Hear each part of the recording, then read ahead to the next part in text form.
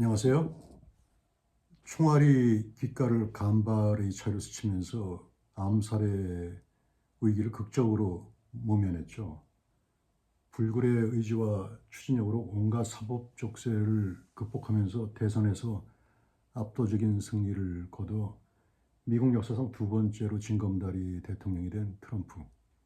참고로 첫 번째 징검다리 대통령은 1885년부터 1897년까지 두 번에 걸쳐서 역임한 글로버 클리블랜드 대통령입니다. 이제 1월 20일 트럼프의 공식 취임일이 있는데요. 트럼프는 대통령 당선자 신분으로 이미 세상을 흔들고 있습니다. 이러한 트럼프의 현 상황, 그는 누구인지 한번 살펴보겠습니다. 트럼프의 사저가 있는 플로리다 마러라고는 현재 백악관보다 더 중요한 정책으로 핫한 장소로 인정을 받고 있습니다. 대통령 바이든이 있는 워싱턴 백악관보다 마러라고 해서 더 중요한 일이 논의되고 결정되고 세상을 흔들고 있는 거죠. 트럼프는 마러라고 해서 수시로 기자회견을 통해 자신의 정책을 구상하고 발표하고 그러면서 세계적인 주목을 받고 반향을 불러일으키고 있습니다. 사실상 실질적인 대통령의 위상을 누리고 있는 건데요. 세계 유력한 정치 경제 인사들이 마르라고를 방문해서 트럼프를 만나기 위해서 분주합니다.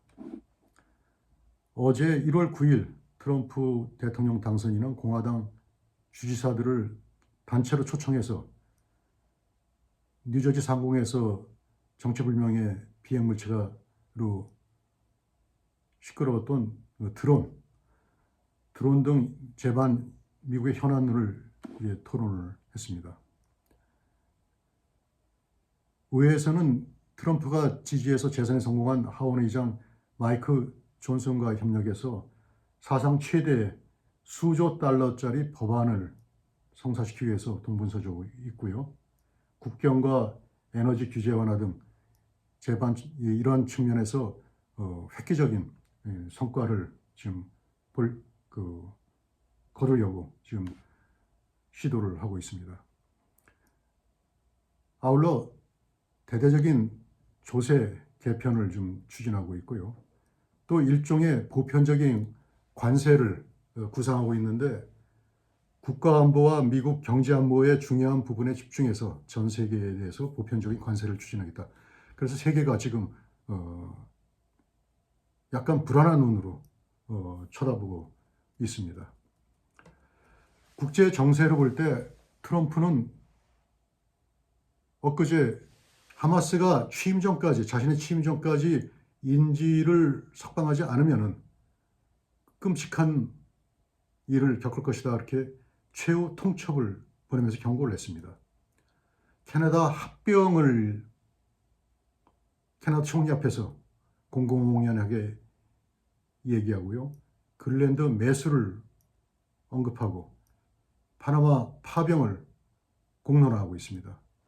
러시아 우크라이나 간의 전쟁 관련해서 우크라이나의 나토 가입에 반대 의사를 명확히 하면서 이 정전을 촉구하고 있습니다. 이러한 격변의 현대사를 저희가 마라라고를 통해서 전개되는 걸 목격하고 있는데요. 그 중심에 서 있는 트럼프는 무슨 영향력으로 이렇게 강력한 존재가 됐을까요? 일단은 이제 강력한 어마어마한 국내적인 지지 기반을 좀 언급해야 될 것 같습니다. 지난 대선에서 312대 226으로 선거인단 수에서 해리스를 압도했죠. 아울러 49.9% 대 48.4%로 전국 투표에서도 우위를 보였습니다. 상원에서는 47대 53으로 공화당이 우세하고요. 하원에서는 220대 215로 역시 공화당이 우세한데 상원의 우세 숫자가 6명으로 하원의 우세 숫자 5명보다 큰 것이 아마 현대에서는 최초라는 말이 나오고 있습니다. 38년 만에 비현직 공화당 대통령 후보가 전국 선거에서 승리한 아주 희귀한 사례가 됐습니다. 이러한 정치적인 차산이 자신의 정책을 강력하게 밀어붙일 수 있는 근거가 된 게 아닌가 그렇게 보여지고요. 아울러 아메리카 퍼스트, 마가로 무장된 정치 철학과 여기에 추종하는 지지 세력들, 여론, 이것이 뒷받침된 게 또 큰 힘이 됐겠죠. 빅테크와 관련된 걸 볼 때 빅테크의 애플, 아마존, 오픈AI의 메타, 아울러 우버까지도 트럼프 취임식에 경쟁적으로 기부를 하고 있습니다. 보통 100만 불 단위로요. 과거에 테크 회사들은 정치에 대해서는 큰 관심은 없었고 좀 쌀쌀한 거리를 뒀었죠. 근데 이 테크 회사들이 이번 대선 결과를 인정하고 트럼프와 각을 더 이상 세우지 않으려고 하고 있습니다. 통상적으로 테크 회사들이랑 그 대통령과는 9개월간의 허니문이 있는데 지난 1기 트럼프 때는 이런 허니문도 없었습니다. 당선부터 테크 회사들과 냉랭한 관계였는데 이제는 완전히 세상이 이제 바뀐 셈입니다.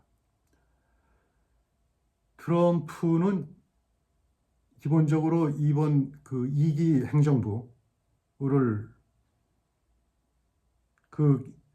임하면서 자세가 아주 이제 남다른 각오를 가지고 있다고 합니다. 이번 2기가 시작되면서 되는 그 행정부 4년이 자신으로서는 대통령이 될 마지막이다. 마지막 한 해다. 재선이라는 건 없다.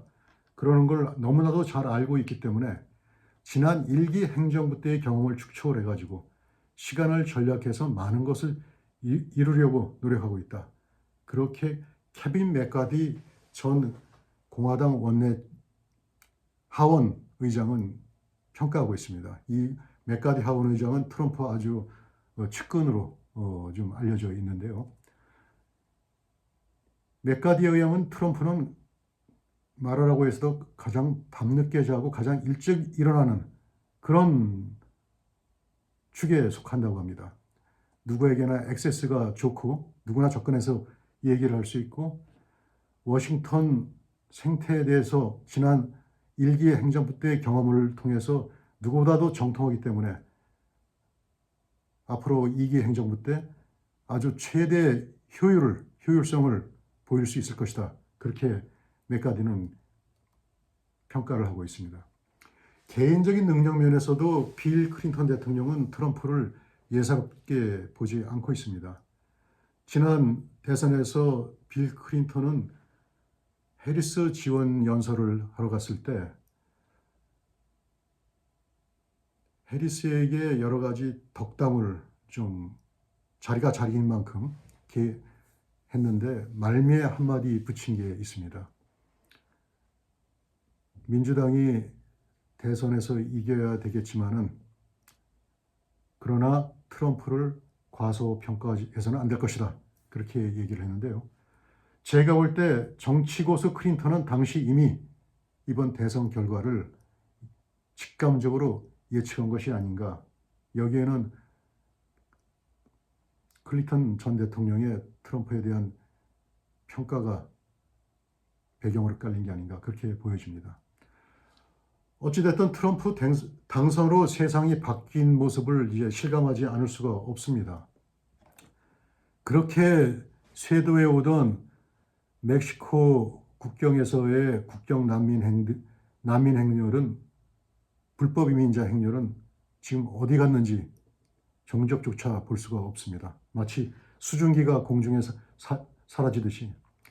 현재 중국은 조용하고 잠잠하고 러시아 우크라이나 전쟁은 잠시 크리스마스 때 러시아가 우크라이나를 공격한 건 있지만 기본적으로 확정 기미는 없고요.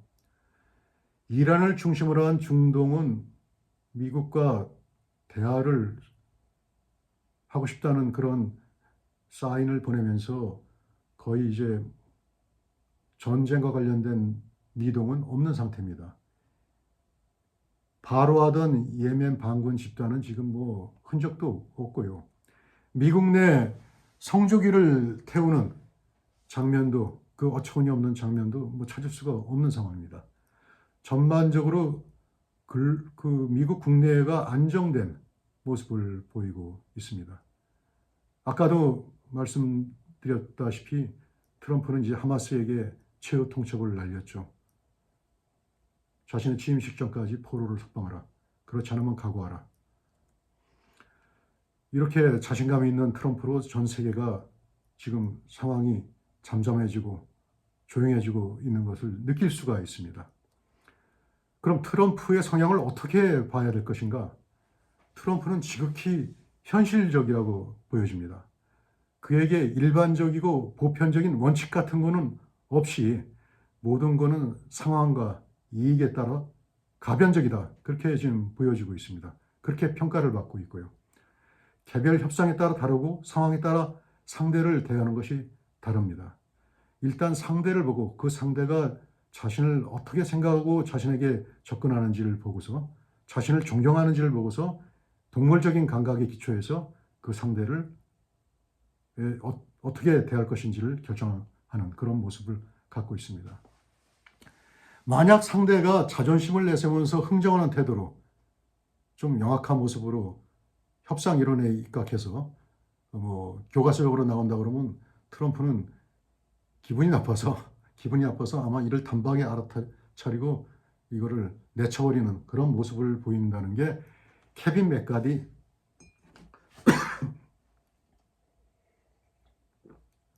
전 공화당 하원 의장의 평가입니다. 그래서 상대에 대한 평가에 따라서 대우가 이제 틀려지는 건데요. 그래서 애플의 팀 쿡 CEO가 회사 돈이 아니라 사비를 100만 불을 들여가지고 취임식에 기부한 거는 트럼프의 이러한 성향을 잘 알기 때문에 그런 것이 아닌가. 트럼프와 사적 유대감을 강조하는 게 튼튼하게 게 필요하고, 그러기 위해서는 트럼프에게 자기 개인적인 트럼프에 대한 호감을 이렇게 100만 불로 표현한 것이 아닌가. 그렇게 해석이 되기도 합니다. 아베 신조의 트럼프에 대한 접근도 태도도 유명한 사례죠. 아베 신조는 트럼프에 대해서 아주 일국의 총리로서는 지나치다 할 정도로 굽신거렸는데요. 그러한 모습이 트럼프에서는 충실한 모습으로 보였고, 그런 게 지금 현재 아베 신조는 정치적인 테러로 사망했지만은 그 부인이 일본의 국익을 위해서 트럼프의 좋은 기억을 가지고 있는 아베 신조였기 때문에 그 부인을 내세워서 일본이 말하라고까지 부인을 보내서 활동하게끔 하는 것이 아닌가, 그렇게 해석이 되기도 합니다. 그런데 트럼프가 그렇게 간단한 사람은 아니라고 보여집니다. 일반적으로 트럼프를 단순하게 단정하는 건 금물이다, 그렇게 보여집니다. 일례로 보편적인 관세에 관련해 가지고 선거 전에도 트럼프가 당선되면 무차별 보복 관세를 트럼프가 때리기 때문에 세계 교역 질서가 엉망이 될 것이다, 그렇게 공포심이 많이 이제 확산이 됐었는데요. 실제로 트럼프는 정교하게 선택적으로 관세를 매길 것이다, 보복 관세를 부과할 것이다, 그렇게 지금 보여지고 있습니다. 최근에 워싱턴 포스트지가 일반적인 보편 관세에 대해서 보도를 한 적이 있는데, 그 기사에서도 트럼프가 그럼에도 불구하고 선택적이고 자세를 취할 것이고 협상의 여지는 남겨놓을 것이다, 그런 식으로 법안을 만든다, 그런 내용이 이제 있다고 합니다. 그래서 케빈 맥카디 전 하원 의장 역시 여타 국가 지도자들이 트럼프를 접근할 때 일종의 팁을 제시했는데요. 트럼프는 상대 국가가 미국을 어떻게 대하느냐, 미국에 대해서 어떠한 존경심을 가지고 있느냐, 진정한 존경심이냐, 그런 것을 가지고 있느냐의 여부에 대해서 평가를 하고, 그런 존경심의 정도에 따라서 그 가식이냐 진정이냐 그런 거를 평가해서 거기에 대해서 비례해 가지고 상대 국가를 대할 것이다. 그렇게 그럴 것이기 때문에 가급적 진정성을 가지고 미국에 대해서 접근을 해라. 그렇게 조언을 하고 있다고 그렇게 이야기를 하고 있습니다. 이런 걸 잘 이해하고 협상에 임하면은 경제적으로 보다 윈윈할 수 있는 방향으로 나갈 수 있을 것이다. 그렇게 케빈 맥카드는 강조하고 있습니다.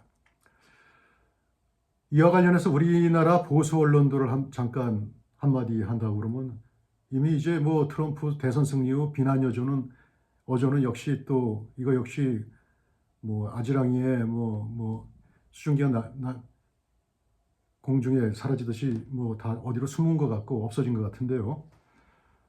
그럼에도 불구하고 이제는 오히려 그 반대로 대선이 끝난 후 이제 2달도 안 됐는데 염량세태나 격세지감이라고 그럴까요? 이제 트럼프와의 줄을 대는데 이제 온갖 촉각을 다 날카롭게 세우는 그런 모습을 보이고 있습니다. 사소한 줄이라도 쳤는데 분주한 모습. 이게 참 어떻게 보면 인상적이고 좀 여러 가지 생각을 좀 하게 만듭니다. 한국이 트럼프를 적극할 때 명심해야 될 것이 한 가지 있을 것 같습니다. 트럼프는 이제 한국이 부자 나라라고 보고 있고 한국은 적지 않은 대미 무역 흑자를 기록하고 있는데 만약 한국이 방위비 또는 뭐 주둔 비용 분담 협상에서 집요하게 그 악착 같은 모습을 연출할 경우 한국으로부터 존경받지 못한다고 느낄 수도 있지 않을까. 이로 인해서 한국이 미국에게 소탐대실의 역효과를 경험할 수 있지 않을까. 그렇게 우려되는 지점이 있기도 합니다. 트럼프 취임식 초청이 한국에서는 큰 의미를 부여받고 있는 것 같은데요. 역시 한국에게 미국은 여러모로 중요한 존재는 분명한 것 같습니다. 오늘은 여기까지입니다. 새로운 내용으로 다시 찾아뵙겠습니다. 안녕히 계세요.